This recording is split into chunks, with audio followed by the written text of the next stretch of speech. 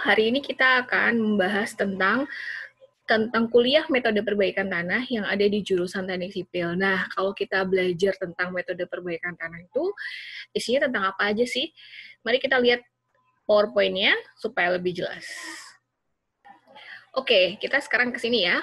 Di slideshow-nya metode perbaikan tanah. Jadi kalau kita belajar metode perbaikan tanah, itu sebenarnya ada pertanyaan dong di dalam diri kita harusnya. Mengapa suatu tanah itu harus diperbaiki? Berarti ada sesuatu masalah di dalam tanah.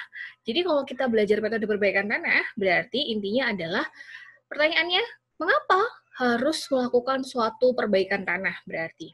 Nah, oke. Kalau kita mengapa harus melakukan suatu perbaikan tanah, berarti nanti akan ada pertanyaan lagi. Metode apa yang bisa kita lakukan untuk suatu metode perbaikan tanah? Oke, lanjut kepada capaian pembelajaran. Jadi nanti kalau misalkan kalian belajar di metode perbaikan tanah, khusus di jenjang S1 ini, setidaknya kalian itu belajar bagaimana caranya kita bisa mengidentifikasi masalah tanah yang terjadi itu apa, sehingga kita bisa memberikan suatu metode perbaikan tanah yang tepat untuk diaplikasikan di dalam pelaksanaan. Seperti yang kita tahu sebenarnya, kalau kamu bisa mencari tentang persebaran tanah lunak di Indonesia, hampir di setiap pulau di Indonesia itu selalu akan dijumpai kasus tanah lunak. Nah, sebenarnya mengapa sih kok tanah lunak itu yang memiliki banyak masalah? Kita kembali lagi dong di dulu waktu kita belajar mekanika tanah. Masih ingat kan? Kalau di dalam mekanika tanah itu sebenarnya ada dua jenis tanah. Tanah berbutir dan tanah berbutir halus. Nah, semakin kecil ukuran butirannya, maka logikanya apa? Semakin kecil berarti rongga antar butirannya juga akan semakin kecil. Ingat bahwa komponen di dalam tanah itu terdiri dari 3 hal, yaitu ada butiran tanah, air, dan udara. Sehingga apabila butiran tanah itu sangat kecil sekali, maka aliran air di dalam tanah juga akan sulit untuk keluar. Nah, apa kasusnya? Pada tanah lunak, kasus yang sering terjadi adalah yang harus diantisipasi adalah proses penurunan konsolidasi. Diingat kembali di mekanika tanahnya dulu. Jadi sebenarnya penurunan konsolidasi itu mengapa bermasalah? Kita kembali lagi dong ke pengertiannya. Apa sih penurunan konsolidasi? Penurunan konsolidasi itu adalah sebuah proses yang keluarnya air di dalam tanah akibat beban di atasnya seiring berjalannya waktu.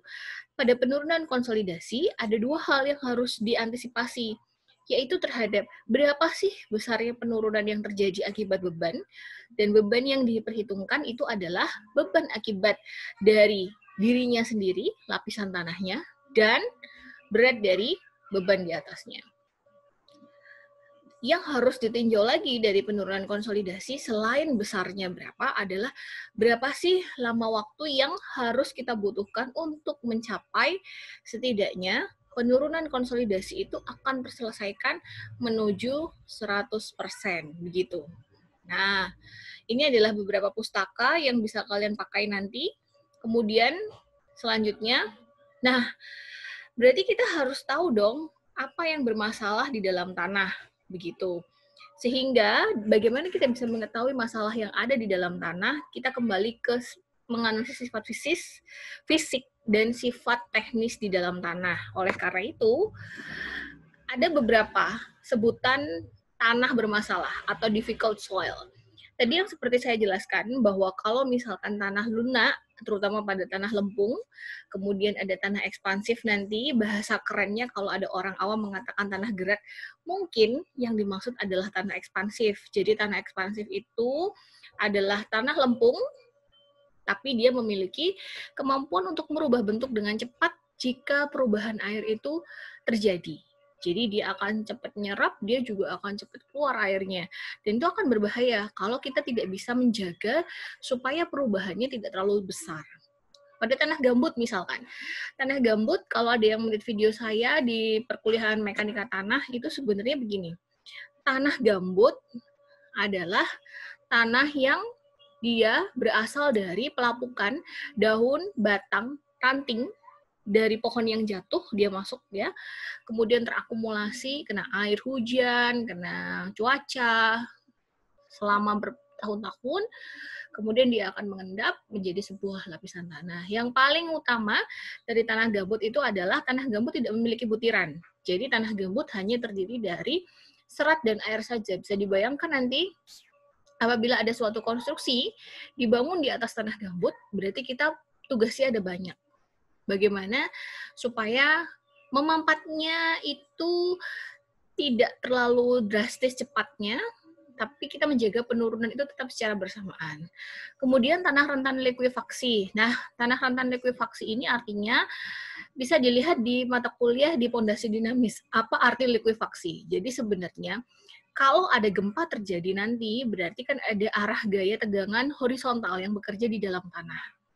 Ketika ada gaya yang bekerja di dalam tanah, maka tegangan akan terjadi. Nah, akibat hal tersebut, ketika nanti tanah itu tidak mampu menahan geseran gempa yang terjadi, dan kalau diingat kembali bahwa struktur tanah itu terdiri dari air, butiran, dan udara, jika tanahnya itu butirannya tidak padat, maka dengan cepat dia akan terjadi proses likuifaksi tadi. Jadi likuifaksi itu proses akibat dari tidak kuatnya tanah menahan tegangan akibat gaya horizontal yang terlalu tinggi yang diakibatkan oleh gempa tadi. Nanti akan saya ajarkan sedikit kalau memang ada yang ingin tahu apa artinya likuifaksi.